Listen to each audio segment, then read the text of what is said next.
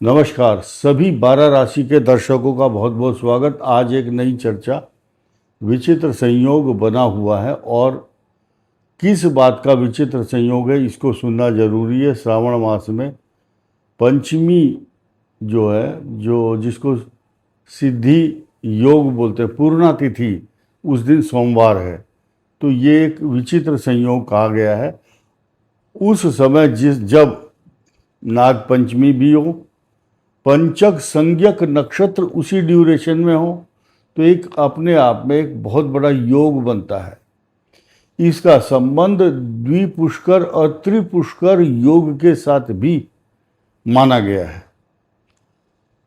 तो जो ग्रहों के बहुत बड़े विश्लेषक होते हैं, ज्ञानी बुद्धिमान, वो सब बड़ी बड़ी बात जानते हैं, लेकिन हम यहाँ आपको बहुत बड़े लेवल पर ट्यूशन नहीं पढ़ा रहे हैं, लेकिन आपको अवगत करा रहे हैं कि इनका प्रभाव इन 12 राशियों पर क्या हो सकता है।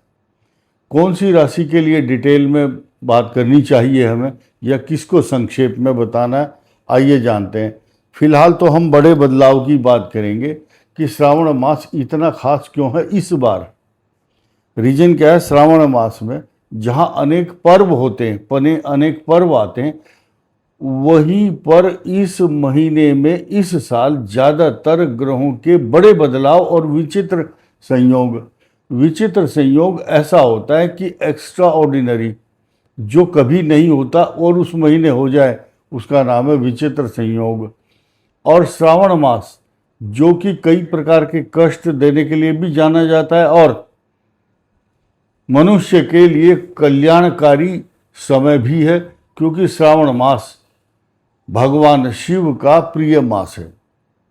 भगवान शिव, गौरी, गणेश, कार्तिकेय भगवान, इन सब की प्रसन्नता का मास ये है, जिसकी पूजा भगवान स्वीकार नहीं कर पाते हैं, या जिनको लगता है कि मेरी पूजा स्वीकार हो जाए, वो श्रावण मास में होती है। आपने देखा होगा बहुत लोग श्रावण मास में बड़े सात्विक रह करके पूजा पाठ, आराधना, मंत्र जाप करते हैं। श्रावण मास में जहाँ अनेक पर्व हैं, वहीं ग्रहों के कई बदलाव भी हैं, और वो ग्रहों के बदलाव ये के कारण ही उन पर्वों की महत्ता, उनकी इम्पोर्टेंस कई गुना बढ़ जाती है, जैसे कि यहाँ आपको लिखा हुआ मिल रहा है। अब पहला एक एक बात बताऊंगा किस राशि के लिए क्या होगा लास्ट में। फिलहाल ये समझिए कि इस महीने में करना क्या है। ये एक लाइन साफ कर देता हूँ। देखिए, पंचक संज्ञक नक्षत्र में लिंटर नहीं डालना। अगर कोई छत बना रहे हो या कार खरीद रहे हो, अभी रुक जाइए, होल्ड कीजिए। ये काम करना है आपको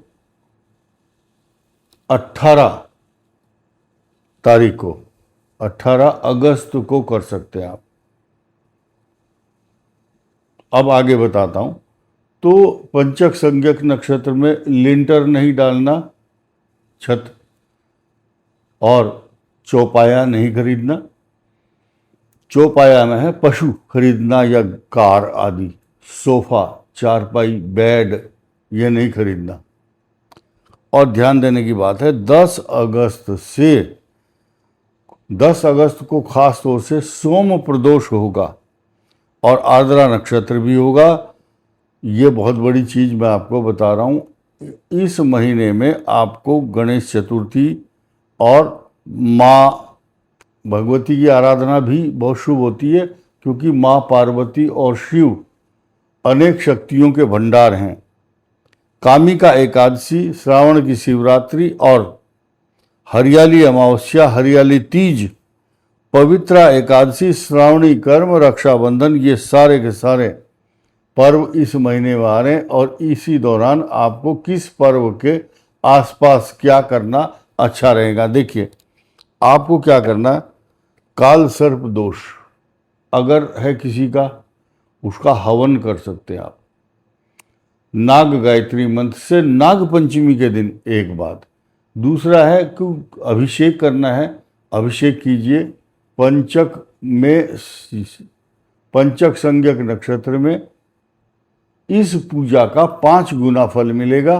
श्रावण मास पंचमी सोमवार को पहला सोमवार है। नाग गायत्री मंत्र का जाप या भगवान शिव का अभिषेक करना दूध, दही, घी, शहद, बेलपत्र, सर्वौषधि और सुगंधित द्रव्यों से भगवान शिव का चंदन आदि से वंदन करना चाहिए। अब ये सारी बातें हुई। अब आपको काल सर्प दोष जिसका है उसको खास तौर से इस महीने नाग पंचमी कृष्ण पक्ष और शुक्ल पक्ष दोनों में आएंगी, तो सर्प युगल, सांप का जोड़ा, सर्प का एक तांबे का जोड़ा और एक चांदी का।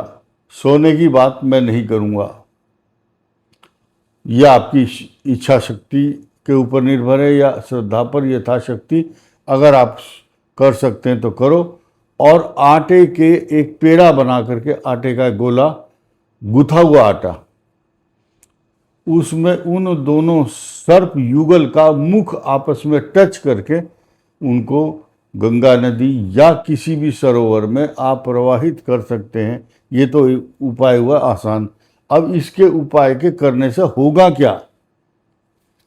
आपके घर में सुख शांति, स्वास्थ्य से संबंधित समस्या नहीं आएगी। घर में कई प्रकार की सुख समृद्धि, मान सम्मान, सोना चांदी, मकान, जमीन, सवारी, प्रॉपर्टी आदि का लाभ होगा। और काल सर्प योग जिनकी कुंडली में पहले से ही बना हुआ है उसका निराकरण सहज भाव से हो जाएगा। 12 राशियों पर क्या क्या प्रभाव पड़ रहा है आप ध्यान देंगे। नीच भंग राजयोग का फल भी आपको मिलेगा, जल्दी ही मिलेगा सितंबर मास में। लेकिन फिलहाल काल सर्प योग की समाप्ति 2 अगस्त से मंगल और शुक्र का बहुत बड़ा चेंज, जो कि एक दूसरे को देखेंगे। मंगल की दृष्टि कन्या राशि पर, शुक्र जहां है वहां पर होगी। शनि भाग्य स्थान में बैठ करके, यानी कि कर्क की बात कर रहे हैं हम, कर्क के लिए यहीं से शुरू करेंगे, यहीं पर समाप्त कर देंगे आकर के। कर्क के लिए बेस्ट अपॉर्चुनिटी है, क्योंकि ये अच्छा परिणाम देने वाला ग्रह आ चुका है इनका।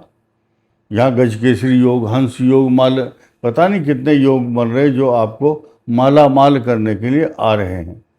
सूर्य अपने मूल त्रिकोण में होंगे, बहुत बड़ा योग है। शनि की ढैया चल रही है तो भी आप भगवान शिव का अभिषेक करेंगे तो कई हजार गुना लाभ होगा। कन्या राशि के लिए विचित्र स्थिति बनी हुई है। आपको टॉर्चर करने वाले ग्रह आ रहे हैं। क्यों आ रहे हैं? क्योंकि मंगल की दृष्टि शुक्र पर होगी। ये आग है और ये कॉटन है या घी है। आग के सामने ना तो कॉटन टिकता है और ना घी। घी पिघल जाता है, डाइल्यूट हो जाता है। तुला के लिए सर्वश्रेष्ठ अनुभव रहेंगे इस विचित्र संयोग के।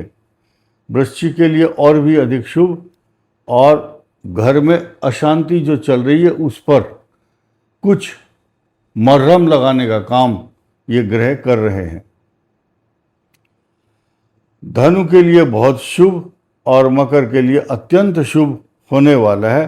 कुंभ राशि पर जो राहु चल रहा है इसके लिए अभी राहत देने वाला ग्रह आया नहीं है, यानी कि आपके चतुर्थ जब मंगल था तब इसने कष्ट दिया।